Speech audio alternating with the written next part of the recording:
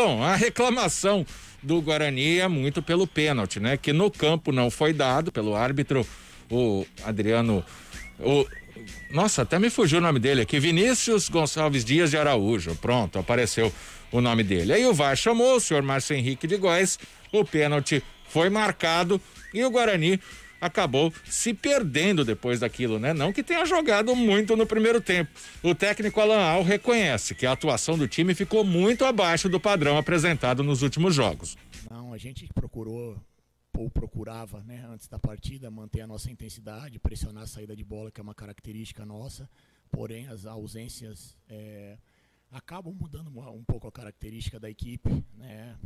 São situações individuais que é característica do próprio atleta, mesmo a gente procurando colocar algumas situações de maior intensidade, nós não tivemos isso.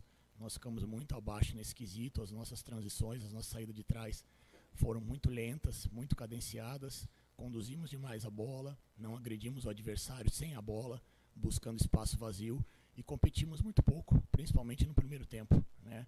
Então eu cobrei, a gente conversou no intervalo, melhorou um pouco, mas não foi nem próximo daquilo que a gente vinha desempenhando. Então a gente vai procurar corrigir, conversar, cobrar e já reagir na próxima partida. Guarani que tem a próxima partida na última rodada contra a Inter em Limeira, que pode ser um mero amistoso se o Santos não vencer o Palmeiras hoje no clássico, aí o Guarani já garante a classificação. Ô João, o que pesou mais pro Guarani ontem? Essa postura diferente do que queria o treinador? O time se perdeu psicologicamente depois que o pênalti foi marcado? Até quero que você comente se foi pênalti ou não. O que deu tão errado no Guarani que vinha de uma sequência de vitórias? O que eu achei, Guarizo, foi que, principalmente no primeiro tempo, o Guarani entrou muito macio, né? Não é assim que se disputa um derby. O derby é um jogo diferente, né? É um jogo que, por vezes, o coração vale mais que a técnica. O Guarani tem mais técnica. O time do Guarani, ele é mais ajustado, ele é mais padronizado. Mas não adianta você ter essas virtudes, Guarizo, e você, por exemplo, entregar a bola para o adversário, como fez o Guarani. A Ponte ficou com a bola, né? A Ponte teve 70% de posse de bola, mas a maior parte do tempo ela ficou ali atrás, tocando, né? Toca o Ryan, toca pro Juan, a maior parte do tempo a bola da Ponte ficou, e o Guarani não agredia, não tinha uma marcação-pressão boa, né? Ao mesmo tempo que o Guarani agredia, vez ou outra, ele ficava ressabiado aqui atrás, ele baixou muito as linhas, as duas linhas laterais, né? Tanto o Júlio César de um lado, quanto o próprio Andrigo. Achei também que a entrada do Regis, ela não contribuiu no esquema tático, por quê? Porque ele tirou o Andrigo da função que estava exercendo e jogou o Andrigo para uma beirada. E o Regis ficou meio perdido ali.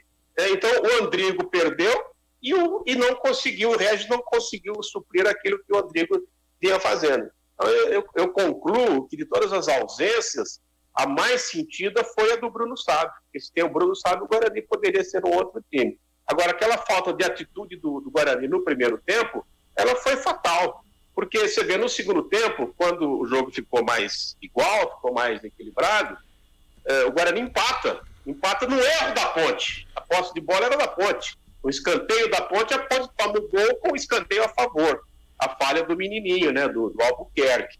Ele estava assim, né, puxasse o calçãozinho dele, ia ter que trocar a fralda ali que tava. Mas enfim, o Guarani empatou, não é? Mas o Guarani estava tão sem imposição que quando empata, era o momento dele crescer, ele deixa a Ponte tomar conta de novo, né? Aí é que vem o pênalti, que aí nós vamos discutir pontualmente, mas o pênalti veio, deu margem a tudo aquilo. E daí, quando a Ponte se viu na frente, aí ela ficou à vontade para ela fazer a transição, para esperar e buscar o contra-ataque, e ela achou o contra-ataque com o Moisés, né? Então, o erro do Guarani, no meu entender, Guarani, foi respeitar muito a Ponte. O Guarani respeitou a Ponte.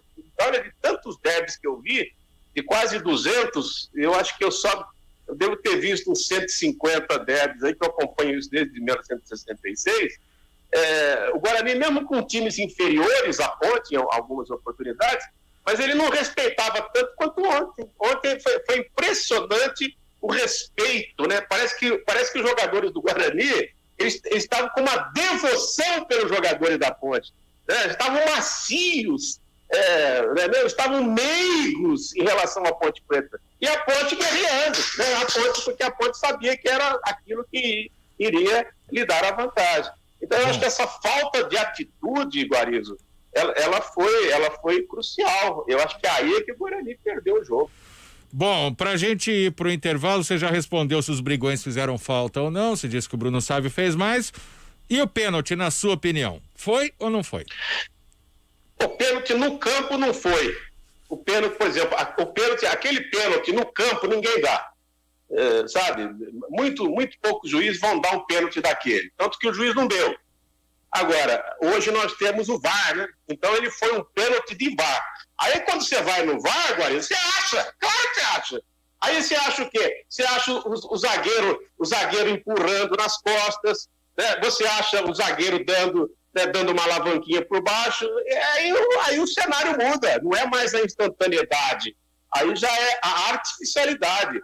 E o futebol, hoje, ele é um jogo assim também, ele faz parte. Lamentavelmente, o VAR, ele está inserido.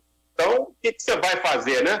Nós não temos mais a instantaneidade, aquela coisa que fica na interpretação do juiz. Rapidamente, eu até ouvi a análise do Sávio, o juiz de arbitragem, e ele também entendeu que não houve o pênalti. Agora, é complexo, diz que o peixe morre pela boca, né, Guarino? O Sávio, quando era juiz, e ele falou assim que a mão do Tales, aquilo não foi suficiente para derrubar. Realmente não foi. É que depois teve um pezinho ali que o árbitro considerou. Mas a mão não foi. Então, rapidamente, muito pouca gente vai se lembrar, né? A gente lembra porque estava no evento, estava no fato. E no jogo no Pacaembu, Ponte Preta e Corinthians, no Pacaembu, o quarto zagueiro da Ponte era Luiz Carlos. Muita gente vai lembrar de Luiz Carlos. Era do juvenil, do júnior, foi guindada a condição. Aí ele foi enfrentar o atacante do Corinthians, que eu acho que era o Ronaldo. E ele leva a mão também, do mesmo jeito. Ele leva a mão, mas leve, insuficiente para derrubar o Ronaldo. O Ronaldo cai. O juiz, o Sávio, o juiz, ele vai lá e pumba! Pênalti!